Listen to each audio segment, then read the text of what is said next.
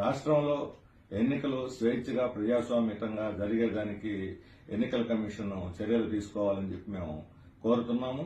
కొన్ని వేల కోట్ల రూపాయలు అధికార వైసీపీ, బీజేపీ, తర్వాత తెలుగుదేశం పార్టీలు తమ అనుయాయులకి క్రింద స్థాయిలో ఈ పార్టీకే వాళ్లకున్నటువంటి యంత్రాంగం ద్వారా వివిధ పద్ధతుల్లో కిందకి చారేసి ఈరోజు సెల్ ఫోన్లు డిస్ట్రిబ్యూట్ చేస్తున్నారు, బండ్లు డిస్ట్రిబ్యూట్ చేస్తున్నారు, చీరలు పంపిణీలు చేస్తున్నారు.